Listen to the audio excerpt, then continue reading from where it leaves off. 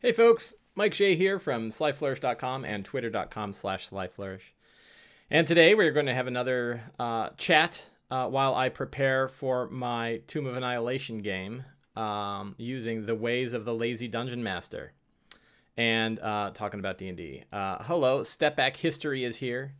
I am joined by two live guests, one of which who is sniffing at Orcus. This is Pumpkin, one of our foster kitties. Pumpkin will be spending a lot of time up there and there. And Precious is around here somewhere. Another cat.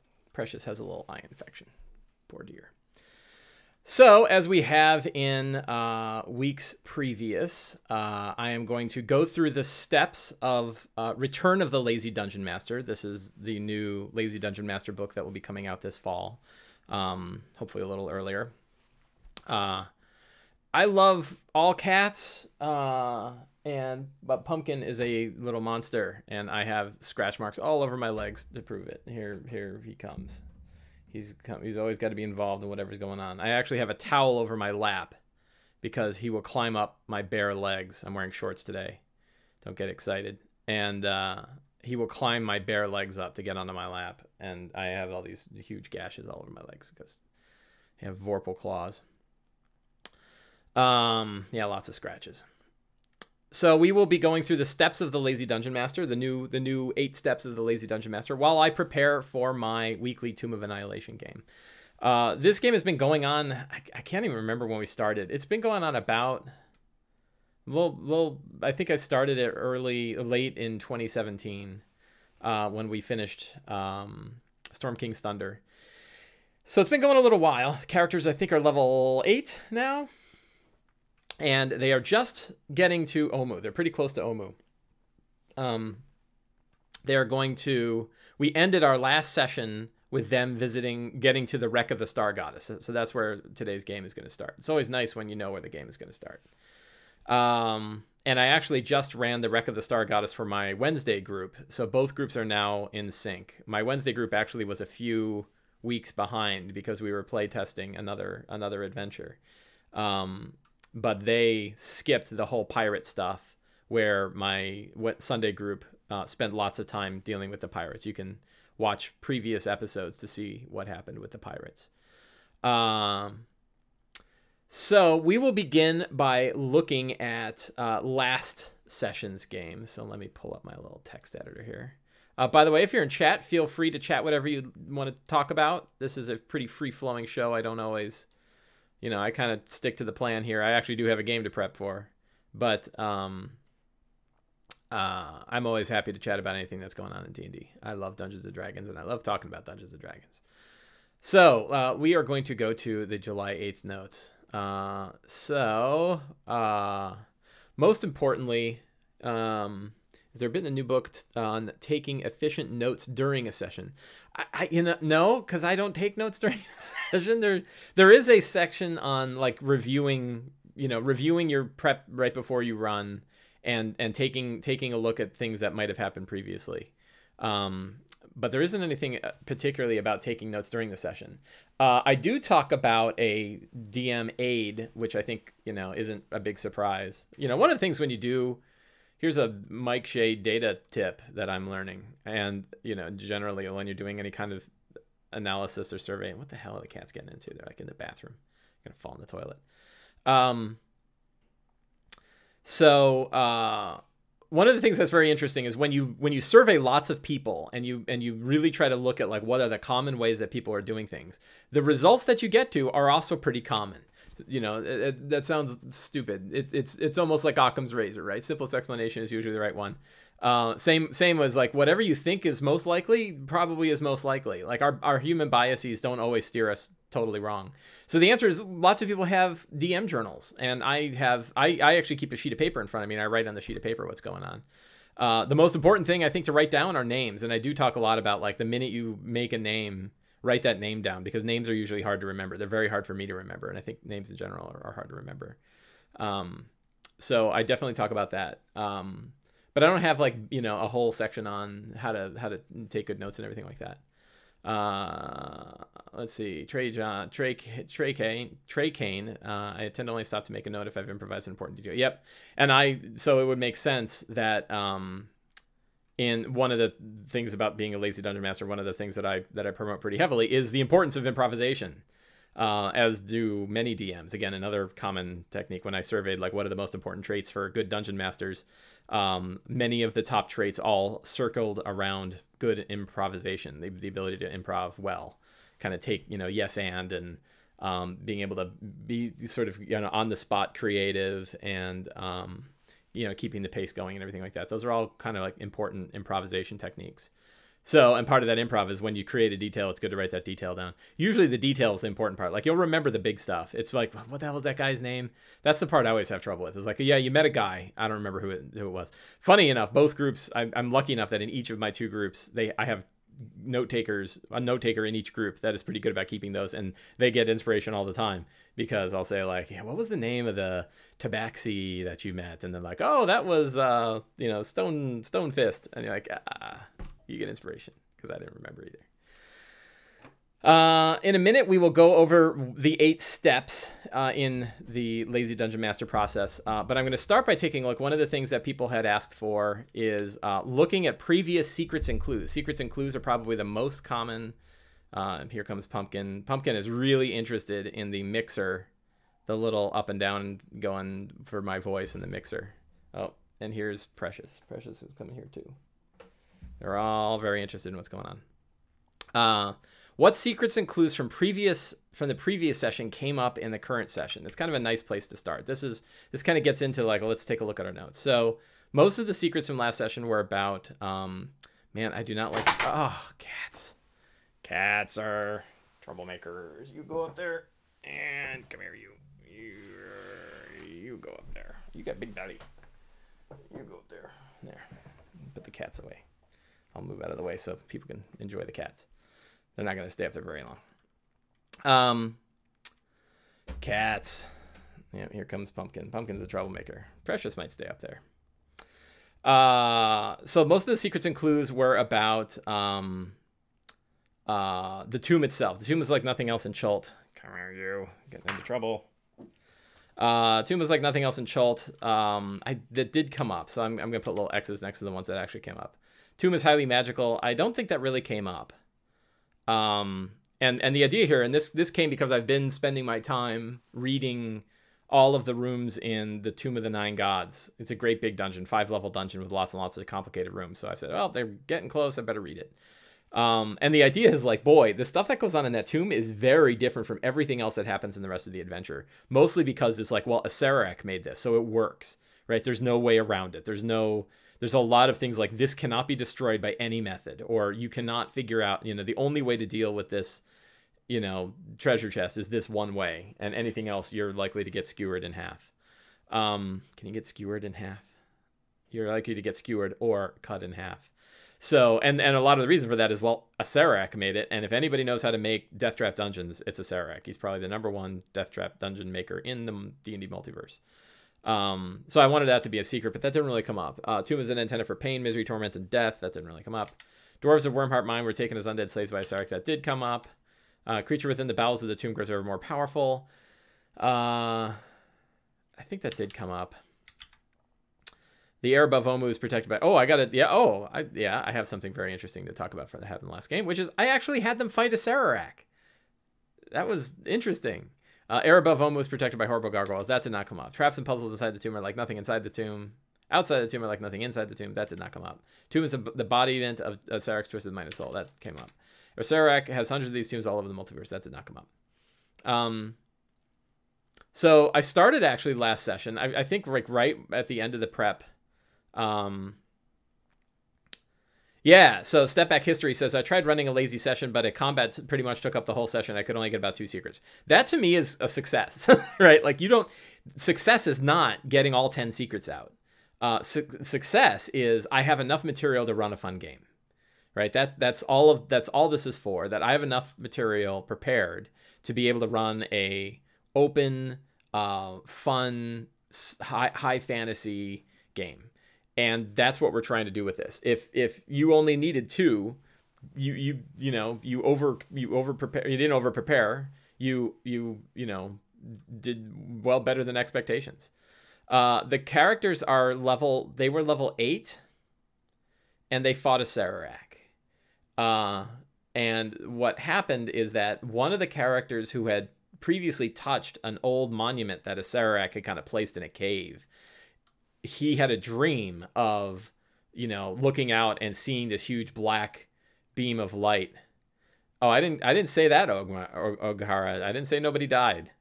So this huge beam of energy flew up from the south of Chult, and they were like, yeah, well, that's the Tomb of the Nine Gods, and it's definitely kicking up. And then he wakes up and he looks. Oh no, someone else, one of the other characters, woke up and saw this cloaked figure sitting over top of, this was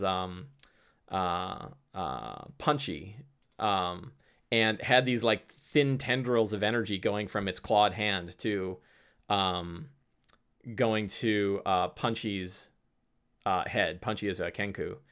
And the rest of the characters are like, what the hell is that? And it turned, and they're like, oh my god, is that what we think it is? And he kind of rose up, and he was this cloaked figure. It didn't look exactly like a Sararak. And I kind of had it that it's like a shadow of a Sararak. It's like a Sararak is so powerful that he sort of leaves remnants of himself around. And those remnants like to screw with people. And it's not even, like, at one point, they're like, that's a Sararak. And I'm like, that's not really a Sararak. But it had all of a Sararak statistics. And it started off by like chain lightning them, and that hurt them. They started dropping after like the first round.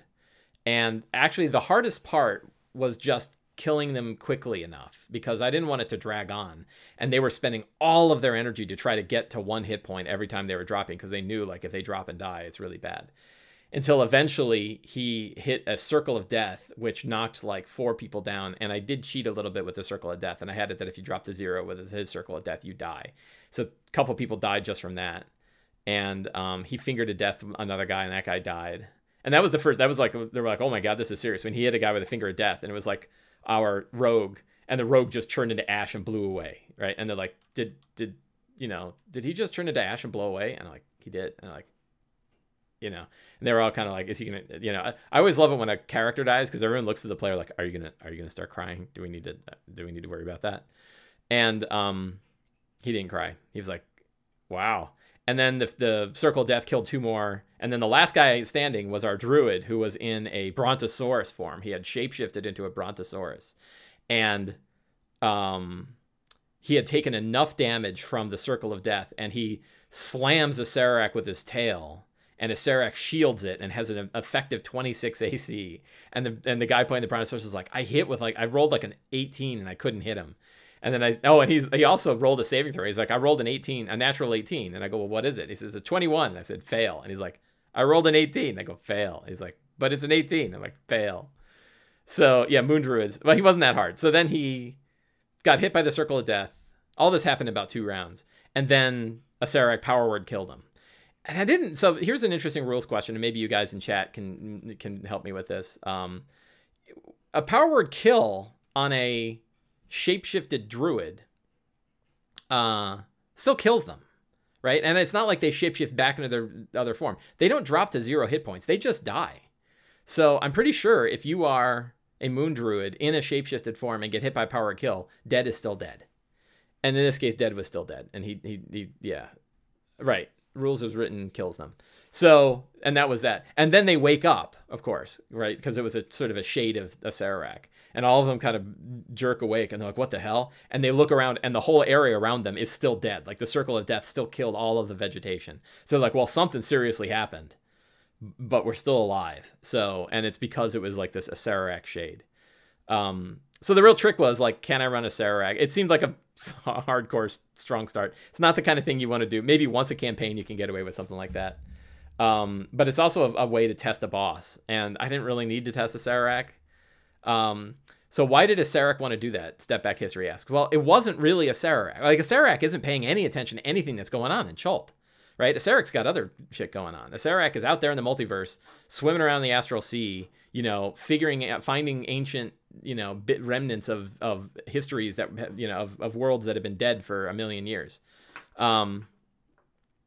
Yeah, we didn't actually have the debate, Trey Kane. I just made a ruling on the spot that even, that dead is dead. And I think, I think it makes sense because the shapeshifting thing only talks about taking damage. It doesn't talk about pure death. Anyway, so Acerak's not paying any attention, but Acerak is so powerful that the idea is, oh, there's an interesting link. If I click that, my thing's going to get all goofy. Somebody will have to tell me what it says. Because I'm pretty sure it'll open up in a, I don't know, let's see what browser window it opens up in. No, it opened up a browser window I can read. Debating D&D rules of wit. Please clarify. If killed by power kill, are your hit points reduced to 0? Power kill doesn't deal damage or otherwise reduce your hit points. If you have 100 for you, you will die instantly. Yeah, so good. I did it right.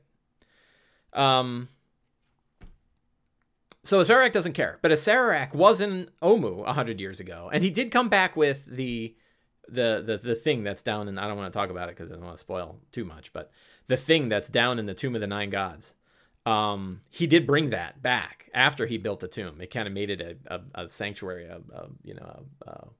what do they call that, where you put the babies, a cradle. And but he left. But in my mind, Acerak leaves remnants of himself. Like, he did put that pillar in there that the party found early on. This was like an incubator, yeah.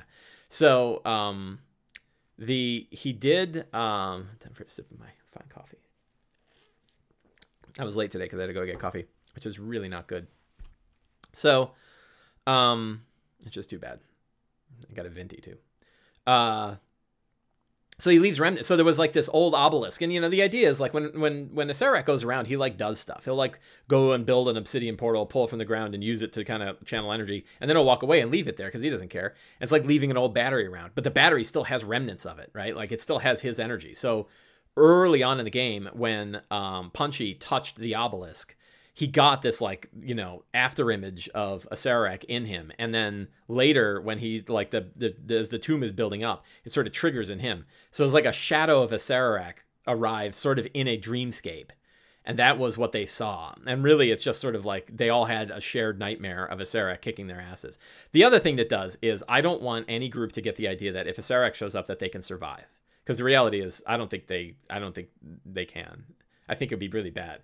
Like, I guess with all of the powers of all of the, if they all have the exact power that they want from each of the trickster gods, they could give him a run for his money. But holy cow, he's like the hardest wizard in D&D. He's the hardest one that's ever been published.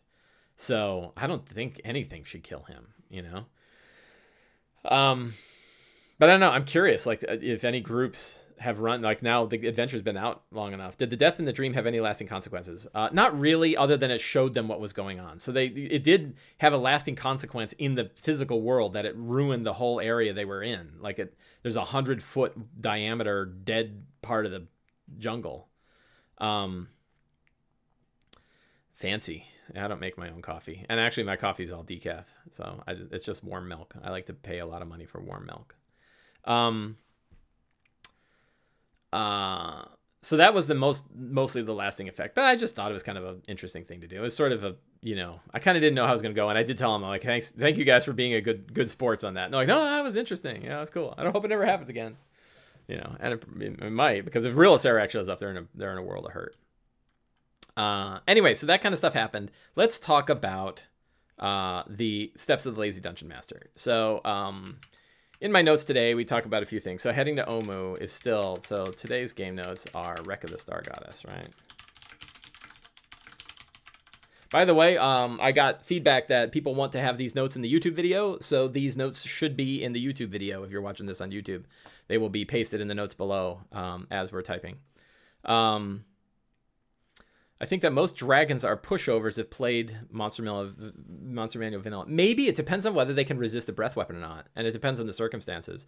Ancient red dragons are badass. Like when they breathe. And I'll tell you, well, I guess, so plain vanilla, I assume you don't include spells. And I play with the optional spell rules most of the time. I think ancient dragons, probably not blues and reds, I think should have spells. And the other three, maybe not. But boy, dragons with spells are really awful. Like they're really powerful because they have shield and they have counterspell and they have a lot of other things that they can do. You know, a shield on a dragon is just a dick move because they have like an AC of 29 or something. This is the craft airship. Yeah. From that Puffin Forest video. I don't know about the Puffin Forest video. I'm old and I don't know about things. So a couple little show notes. Who made the awesome overlay? Eric Vulgaris did. Grant Ellis is the one who introduced me to Eric, and he made this layout. So if you're curious about it, that's who made it. Text editor I'm using is Sublime with Markdown. You can Google it. I should put that in here. Where can you get the random Chult Fantastic Monuments? There is the URL. That URL will be in the YouTube video. I will paste it into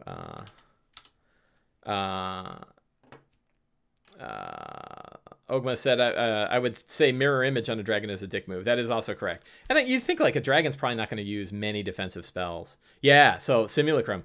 I had Imrith, the villain from Storm King's Thunder, use Simulacrum to make a version of herself.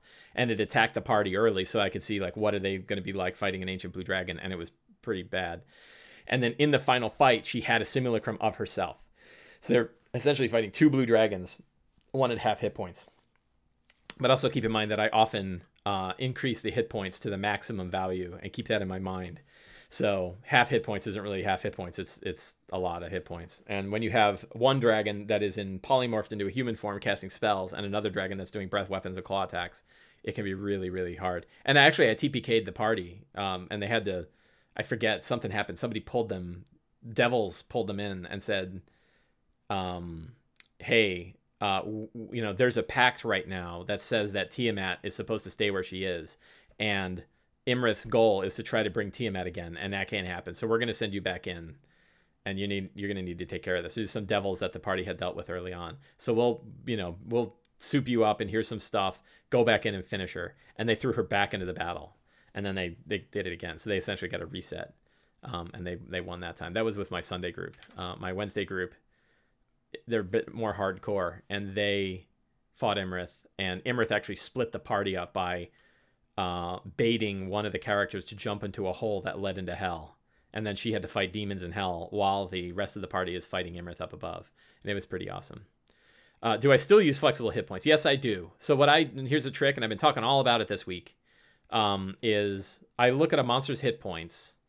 The hit points that are listed in the monster manual are the average of their hit dice. And Jeremy Crawford said, you are within rules as written to change those hit points within the range of the hit dice. So then I also say, well, what's the maximum hit points they could have? And I keep that number in my head. I usually round it so that I just have a round number, like it's 300 or whatever. And, like, let's take a look. I clicked the wrong thing. So let's say they are really high level and they're fighting a Pit Fiend. Pit Fiends are probably a bad one because Pit Fiends are already really hard with their 300 hit points. But I can look at it and say, okay, 24, they should have 240, 340. So they have about 400. Am I doing that math right? 240, 340, and 68 is 408. So I keep like 400 hit points in the back of my head, right? And then as the battle is going, if the pacing is correct, like if all of a sudden that Pit Fiend gets nuked by just like all the characters pile on him and the Paladin hits him with every smite, and that Paladin and the Pit Fiend is going to go down too soon. Too soon is a is a questionable statement. Then, because it might be cool that they beat a Pit Fiend in one round. I remember they beat a Vampire Lord that I made in one round. A guy like knocked him down and then power attacked him like 4 times with a action surge and did like 160 points of damage to a vampire in one round. And he beheaded the vampire, and he still remembers that. He's like, remember that vampire that was like so badass and they beheaded him in one round? That was awesome. So the player remembers it because of how great that was. But it was rare that it's rare that something that like that happens. So if you want it, you can kind of keep in the back of your head, 400 is, for the Pit Fiend is more likely, is the high end. So somewhere between 300 and 400 is probably when they'll die. And then some cases it might go down. Like, they're fighting 5 Pit Fiends, and, what kind of battle are you fighting 5 Pit Fiends? But they're, really, really high end, 20th level guys, and they're fighting 5 Pit Fiends. And, the battle is dragging. Now all the hit points go down. And that way, when they're killing the last ones, I hate one of the things that drives me absolutely bananas is anytime a DM says, well, we're going to end the battle right here. You guys are doing really well. I hate that. It breaks the story. It breaks the immersion. It takes the highest point for the players when they're about to really win, and it removes it. So instead, just make the hit points go down and then let them go through the sequence of killing off every pit fiend one after the other. Like, holy cow, they're dropping like cordwood now. You know, so that to me is important. Yes, so I still use flexible hit points. That was a really long way of saying yes, I still use flexible hit points. Boy, I get wordy. Let's go back to the Wreck of the Star Goddess. I've done that for players who have really bad luck. I had one player who had a curse of Will Wheaton. I guess that's rolling really low. I have on occasion engineered the combat so the player got the kill just so the player felt like it accomplished. Yeah, that's not bad. I tend not to do that. Evil John just said that they will keep the hit points flexible so that somebody who hasn't had a really good high note can have a good high note. I think that's a fine way to go. There's a balance here too, and you know, everybody, there's no perfect answer of how much control should we take over the game for pacing's sake, and how much should we let the dice roll. And I tend to let the dice roll more often, but then there are certain times, particularly boss fights. Like boss fights, you want to go a certain way. Like if they have a villain, unless it's sort of agreed that it's okay if, like, I had them kill Strahd fast, but Strahd had been screwing with them for so long, you know, that it made sense for them to be able to kick Strahd's ass at that point. Strahd had changed from what he originally was, because more powerful things were out there, and he was trying to create something more powerful. He's trying to create a vampire more powerful than him from Irina, and so that was interesting. When the fight is basically won, you know, let them take out the guys. All right, let's talk about the steps of the Lazy Dungeon Master. For anybody who came here who's saying, hey, what are the new Lazy Dungeon Master steps? So we start off by saying who the characters are. And let me do a quick jump over, and we will actually look at the book. Oh, look at that. Return of the Lazy Dungeon Master. Coming soon. About this book. So the steps of the Lazy Dungeon Master, by the way, are in the preview. So if you want to see the preview, one of the things I tried to do, let me go grab one here. Sly Flourish, Return Lazy Dungeon Master, check out the preview. I'm gonna link the preview. So let's add this here.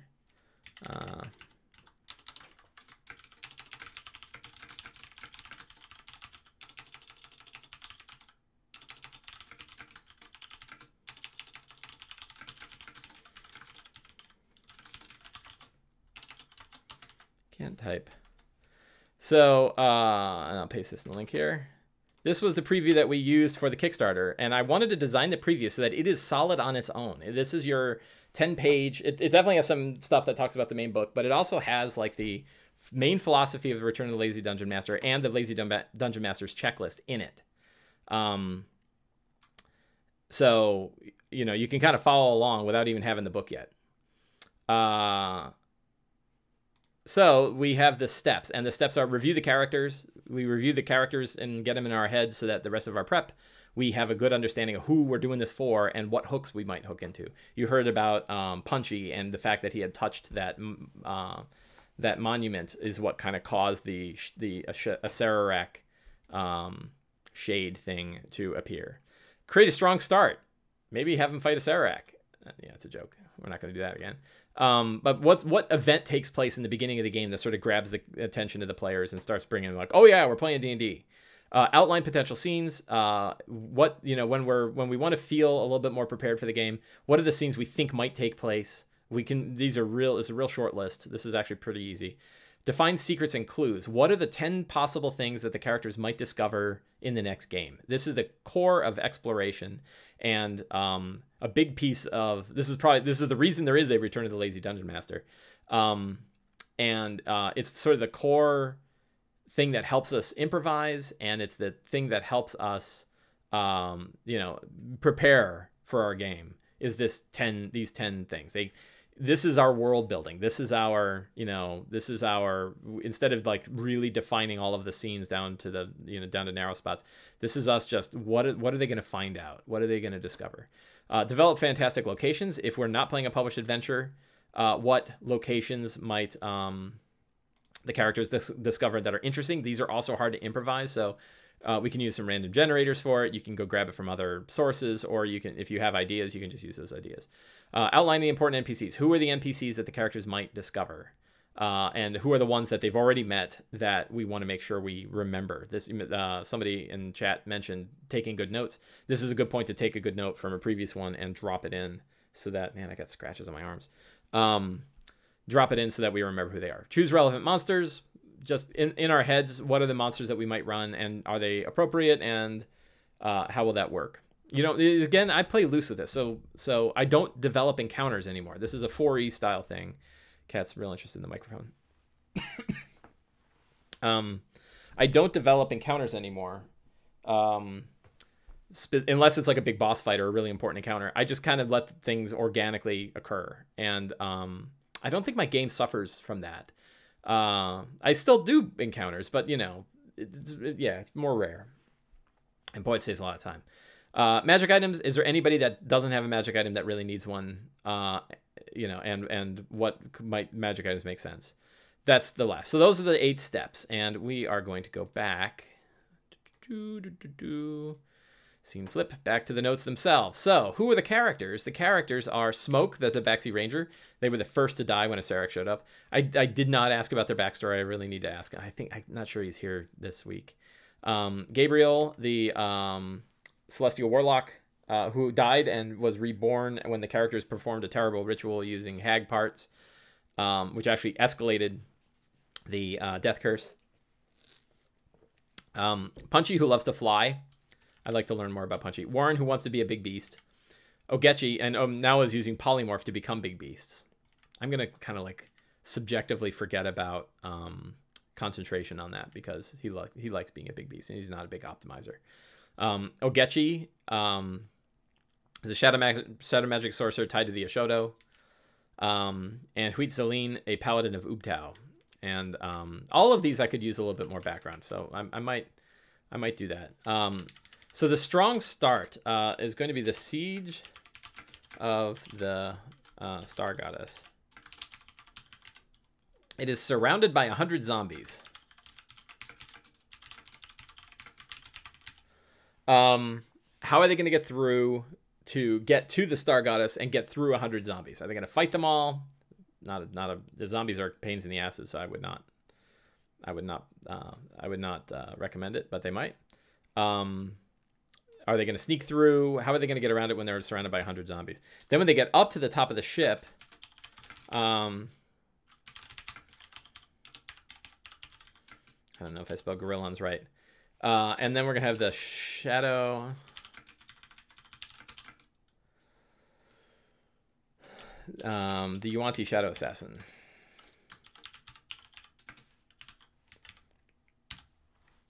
As an option. I have, and I'll describe that. I ran this for my Wednesday group, and I kind of enjoyed it. Essentially, they had to get through 100 zombies to get up to the ship. It's like here's the situation: they're being attacked by zombies from below. They're kind of starving up top. There's a lot of them, but they can't quite do it.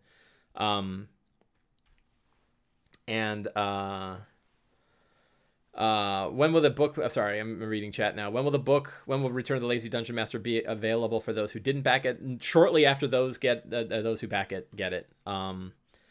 I will probably. I'm hoping August. Certainly by September, hopefully by August, depending on as soon as we get the art and get the layout complete. The PDF will be available, and then it'll probably be about another month for the hard copy. And then probably another month out for both a PDF and hard copy of the Lazy Dungeon Master workbook. Siege of the Star Goddess. So attacked by zombie gorillas. So the Yuan-Ti Shadow Assassin. This was I was complaining about the fact that the Black Abishai in Mordenkainen's looked kind of weak to me. And I got, a bunch of discussions on Twitter. Some people kind of agreed, but a lot of people are like, no, it's fine. He has this super powerful ability to drop a darkness cloud that he can see in and hide in, which means that it's really hard to hit. Which sounded kind of like, well, that just turned him from being too easy to being a pain in the ass. He still does nothing for damage. So I said, well, let me try it. Let me see it. So instead, I reskinned it because there's no reason to have a Black Abishai in this game. It would have been great to have Abishai back in the Horde of the Dragon Queen days. But I can reskin it as sort of a flying shadow assassin of the Yuan-Ti, that it's like a serpentine assassin that can fly around and do the darkness cloud and stabs and bites. you know, like think of it like an evil version of a oh, what the hell are those flying? A Kutail, you know, like an evil Kutail. So I'm gonna try it again this time, and this time I'm gonna use my flexible hit points of flexible damage to see how that goes. Maybe I might stick to the normal damage. Damage is actually not too terrible, but 6 hit, you know, like it doesn't have. It's an assassin. You know, shadowy assassin of Tiamat that doesn't have an assassinate. It just drives me bananas. So no sneak attack at all. Ugh. Anyway, I'm gonna try to run it again, maybe, but I don't know. We'll see. But that's a good strong start. And then they spend some time with the Star Goddess and maybe kind of set it up as a base camp. So, so when we look at our scene, Star Goddess attack.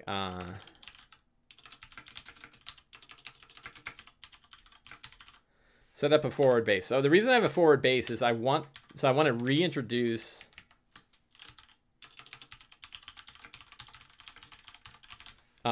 I told everybody in the group to make secondary characters because the Tomb of the Nine Gods is unforgiving. And most of them did. So this is where Create Cam says, yo, I want to prep and be a DM like you, man. I want to be a DM like other good DMs. Enjoy. So, introduce secondary characters. So I'm afraid that they're going to die. So I want them to have some characters that they like that are secondary characters. So if their first character dies, they have somebody they can switch to. And having a base of operations that's close to Omu, I think is going to be pretty valuable. So we're going to introduce the secondary characters. Travel to Omu. And Omu, right?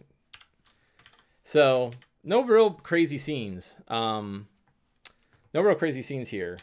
Just, you know, handling the Star Goddess, setting up as a forward base, introducing new characters, and then traveling to Omu, which is where the next chapter is going to take place. I'm actually kind of ready for them to get to Omu because there's 3 full chapters there. They're not nearly as long as the big exploring chapter, but I don't know if they feel the way I feel, which is I'm ready. I guess today we're using dashes for bullets. Markdown lets you use either dashes or stars. Last week I kept mixing the cases, but we'll just stick with dashes. Secrets and clues. So what can they learn? Man, I don't really have... let's see. The princes. The merchant princes.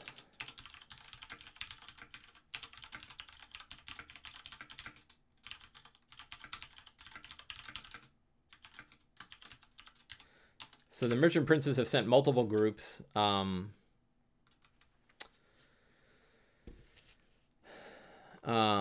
Create Cam, what campaign are you running? Your own, or are you running one of the published ones? I don't know what's wrong with this coffee. No, there's like, I wonder if their decaf thing was broke and they just like, well, we'll do like half coffee. But boy, it just tastes like milk. Hot milk. Merchant Princess said multiple groups to discover what's going on in Omu. Oh man, it's gonna be hard to come up with 10 today. So I might skip. I might waffle on this one. What else can they learn? So I've been reading a lot about the tomb itself. I think I'm gonna steal some of the ones from last time that, you know,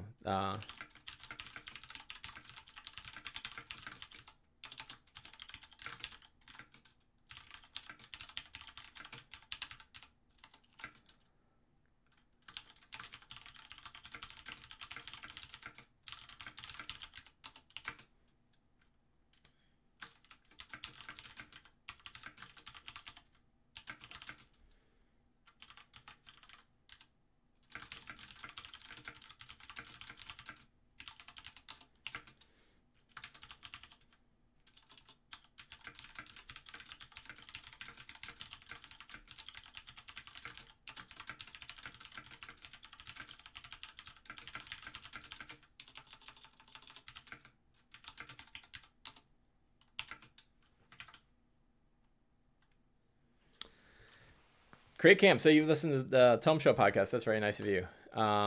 It is hard. So honestly, the secrets to me, like I said earlier, was the most important part maybe not the most important. Strong start's really important. But I think close to, one of the most important parts, if not the second most important part, maybe the first most, because they are hard to improvise, and we're not going to always come up with them at the spot. And many times, like, the players are staring at us and we're staring at the players, and we don't know why that's going on or what can they discover. And sometimes they'll like uncover something, and you want that to be meaningful.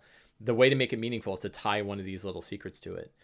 It's harder to come up with secrets as the campaign is going down, because it's like, well, it's spearheading. So there aren't other things in the world that are going on that are really important.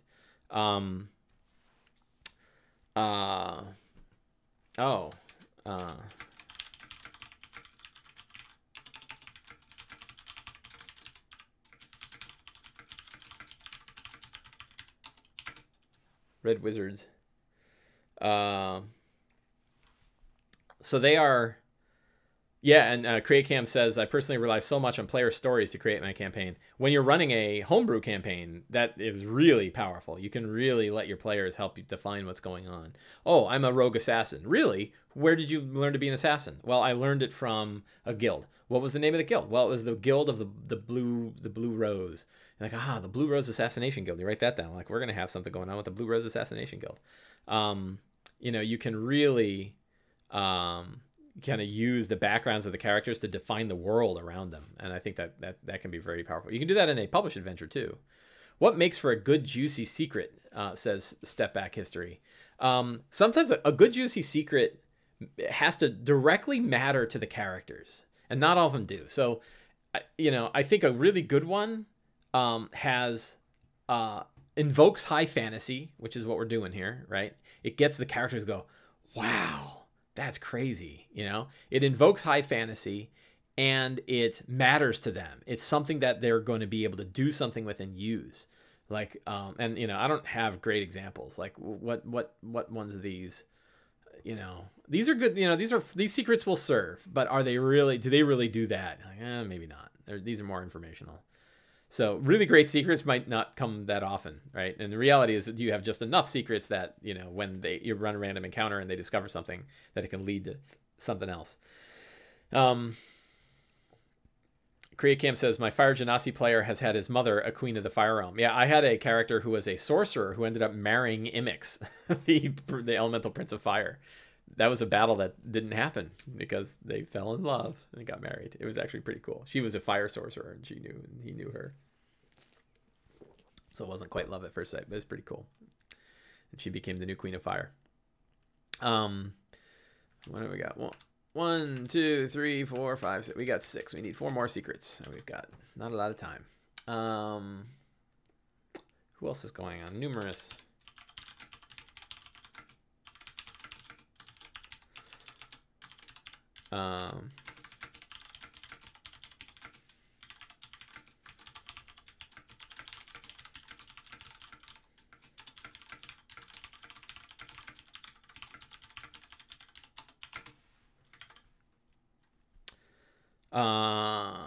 Step back here to the next session. My rogue orphan will find out about his mom is the head of the elven mafia, and a green dragon is using her ambition to take over the city. That's pretty cool. See, these are great secrets. Is there any secrets to the layout of the tomb? Secret to the layout of the tomb. That's a very good question.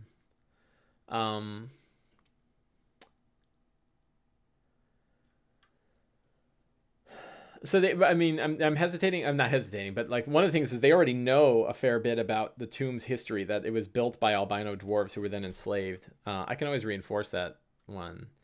But they already know that one. So that the bunch of albino dwarves helped Acererak engineer the let's see.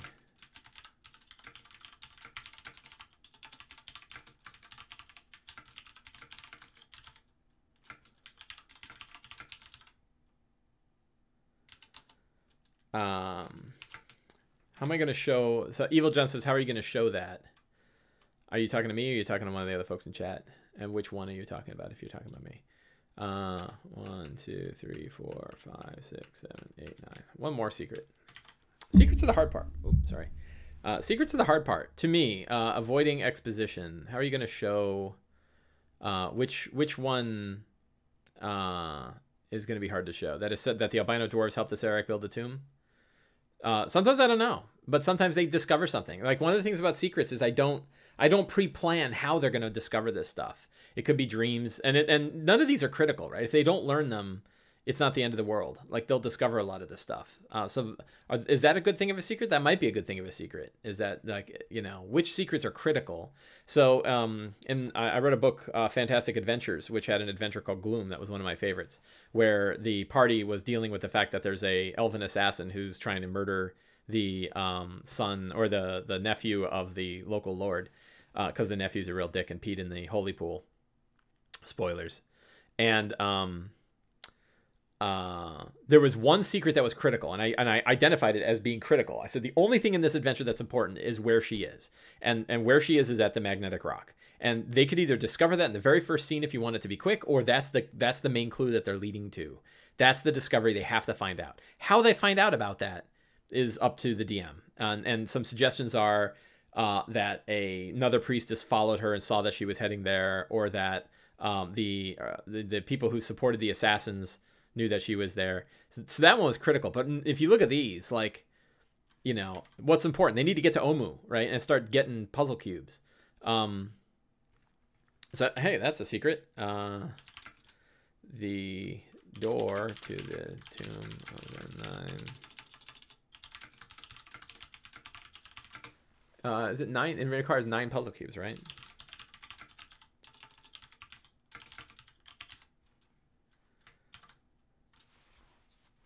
Yeah. So that's kind of a critical one, but they'll discover that one. That won't be hard for them to figure out. Yeah, so Craig Kemp says it could even be a scroll with details of the trap that killed allies. Yeah, like anything could be there, you know, like I mean, they'll find out certainly when they get in the tomb, they'll find out about the fact that the albino dwarves work for them. Still work for Sarac. What fantastic locations might they explore? So I'm lucky here because I'm running a published adventure. I already have some, so the Wreck of the Star Goddess. And Omu itself. I'm not really going to worry about any other... well, I will. So what I will do is I will grab the Lost Monuments of Chult. This is an article I wrote, a little online tool that lets me randomly generate some. Shattered Acidic Rock of the Batari. Oh, they actually met the Batari. Last one thing I forgot is they actually did get to Yelyark, which is the Batari goblin, the ant goblin tribe. And the goblins launched their own city through the air, and it was hysterical. And the players, that was one where like the whole, I was describing what was going on, and the whole table was like staring at me, and they're like, what just happened? And I'm like, an entire goblin city got shot through the air miles away. And they're like, and they're all standing there, and they're like, that is weird. So I like that one. Pristine Dominating Fountain of the Terrafolk. Ruined Trapped Pillar of the Arakokra. Batari. Floating Thunderous Statue of Dendar. This kind of looks cool. I like that one.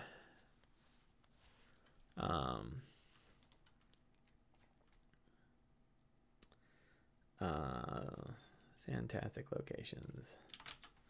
Floating Thunderous Statue of Dendar the Night Serpent.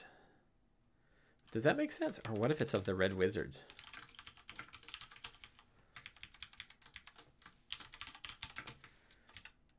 So you see how I can try to change it, right? Instead of being a thunderous statue of the Dendar the Night Serpent, it is in fact a floating thunderous obelisk of the Red Wizards. So they are like, just like a Sarac did, they leave these batteries sitting around. So now we have another secret, right? Like,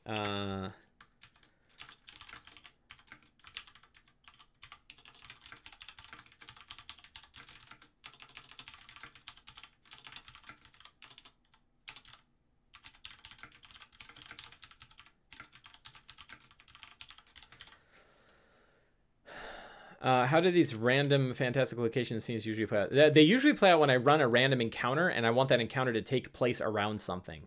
So if they're a couple days and I roll the random encounters and they encounter some kind of monster, instead of just saying like, oh, well, it's somewhere in the jungle, I can say like, you go to a clearing, and in the clearing you see this like floating obelisk covered in glyphs, and bolts of energy are arcing from it to the ground below. And now zombie Tyrannosauruses are attacking you. You know, and like, oh my god. And that, so when I said I didn't build encounters, that is how an encounter gets formed, is a sort of a, you know, a fantastic location plus some interesting monsters, and then some secrets they can learn. And you mash those together, and you kind of cook it at the table. You sort of make an encounter at the table. Instead of kind of pre-building it all, you sort of have it. What is the Thunderous Obelisk? Man, I changed everything about that. Other than the fact that it's floating. What should I tweet? Don't touch the obelisk on the entrance. What NPCs? All the NPCs here in the book. So I'm probably not going to add any here. There's the, the Star Goddess folks. And there's the Explorers of Omu. I'm kind of rushing through because I only got a couple minutes. Use Fantastic Scene to make a random encounter. Yeah. Normally I would write down specific names. Monsters are going to fight. Well, we know they're going to fight zombies. Zombie gorillons. And a flying shadow assassin.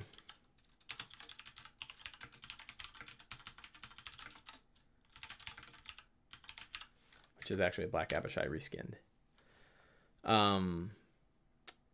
There are mass combat rules. Sly, flourish. Mass combat. Mob damage calculator. Here you go.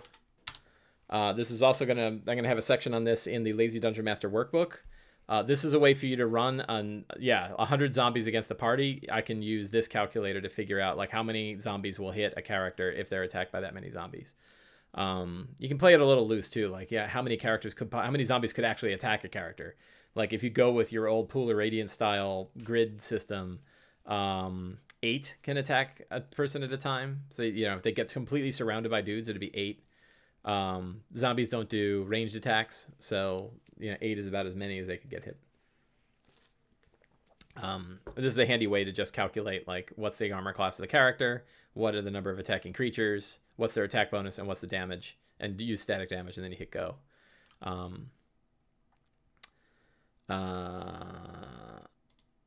And magic items, they already have everything. They have everything they need.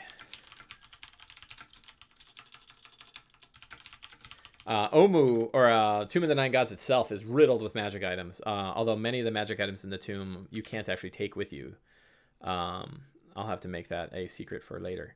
So the question is, how do I feel? Every time when I'm done kind of prepping a session, I take a look at it and say, how do I feel about this? And looking at the results, I feel like I'm ready. I know where my game is going to start. I know where things are going to head. My goal is to get into Omu, and then I'll start immediately to get into Omu. And, I think things are pretty strong. I kind of have to cut this one short. I'm going to just add... Oh, God, I'm using the wrong bullets again. Normally, I'd love to sit and chat more about D&D, but I got to run and actually play my game. It's like a swarm of zombies, yeah. And the nice thing about this, you could have swarm of everything. You have swarm of pit fiends if you want. You can have as many monsters. One of the things I like about flexible rules like this and having Theater of the Mind be a clear option is the number of would it be Ogara says, would you be interested in guesting on a podcast? Sure. Send an email to my email address, mike@mikeshay.net. Send me an email and we'll figure out a time. I'd be happy to. I love going on and talk about D&D. So I forgot what I was talking about. Oh yeah, so when you have Theater of the Mind as an option for combat and you have some good rules for handling lots of creatures, you're no longer you stuck to this like, well, it's got to be somewhere between like 1 and 10 monsters.